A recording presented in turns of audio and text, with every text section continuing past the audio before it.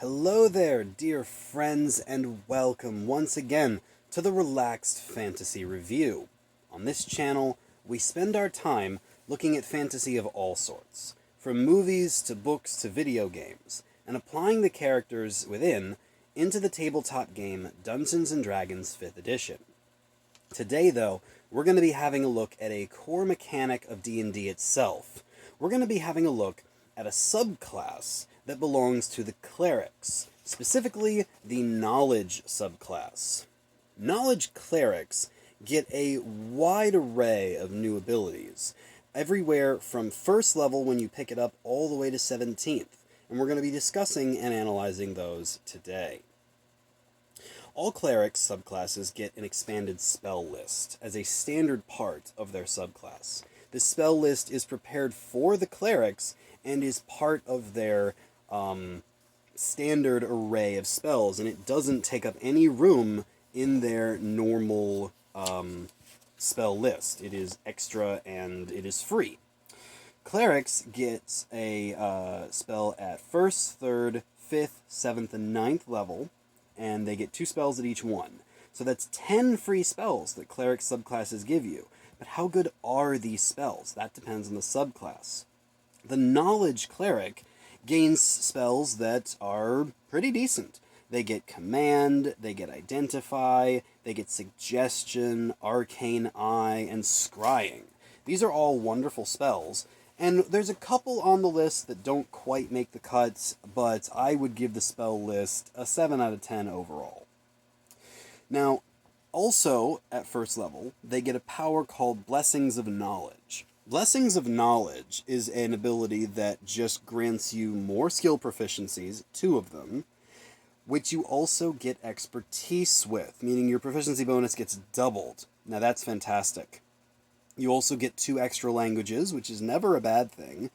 Obviously, languages and skills aren't always the greatest thing and are only useful in specific situations, but considering that it's free skills and it's at level 1, I would say that this gets a solid 7 out of 10 from me.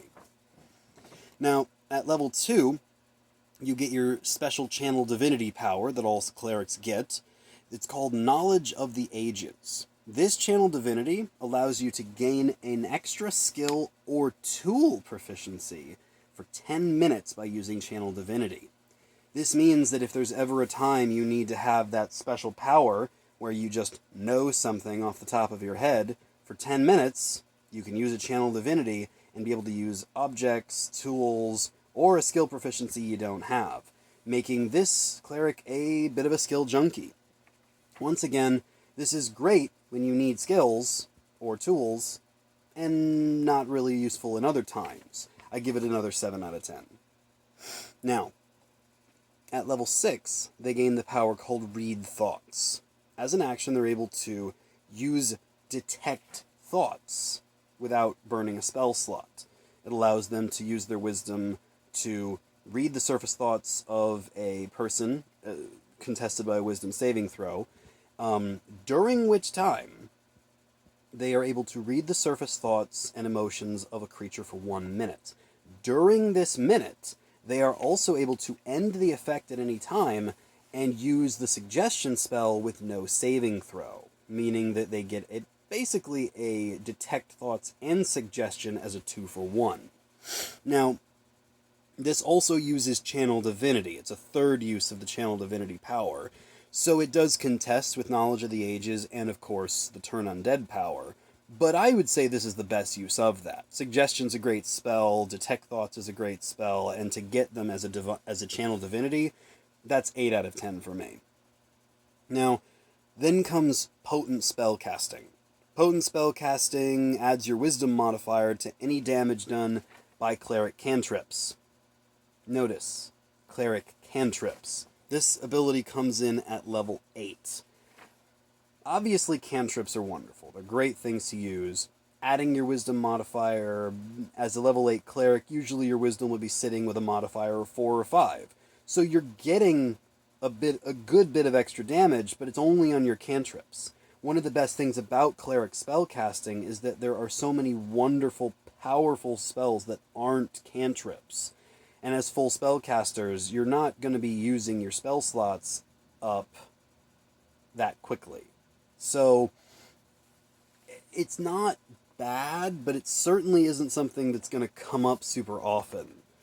And honestly, I would rather have had this wisdom modifier done to any cleric spell as opposed to cantrip. So I give this a 5 out of 10. It definitely falls a little short, especially at level 8. Finally, level 17, Visions of the Past. Visions of the Past allows you to meditate either on an object or on an area.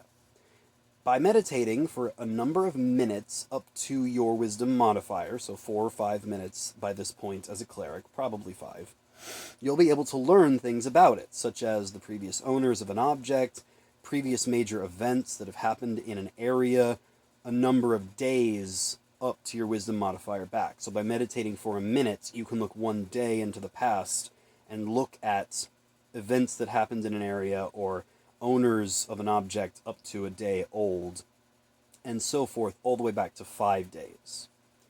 Now, this is very specific.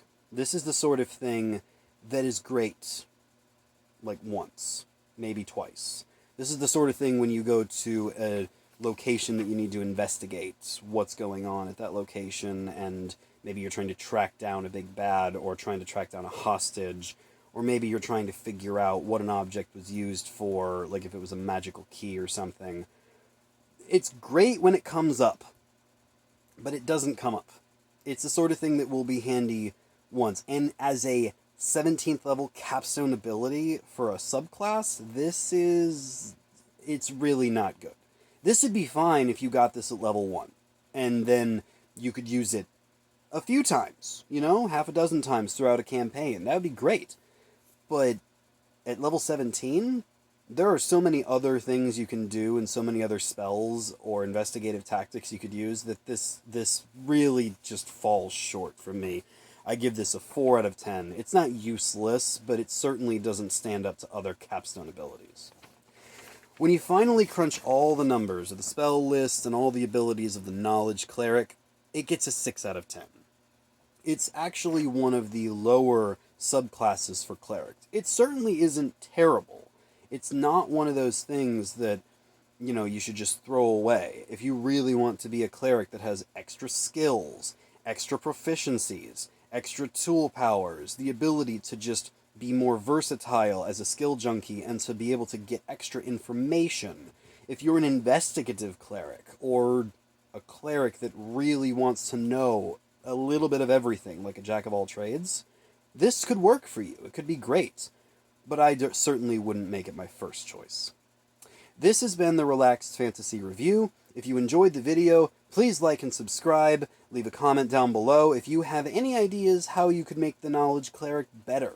How could you improve it, and what skills would you choose as your skills of expertise or, extra proficiencies that you would get, and how would that affect your game? I'd love to hear your ideas.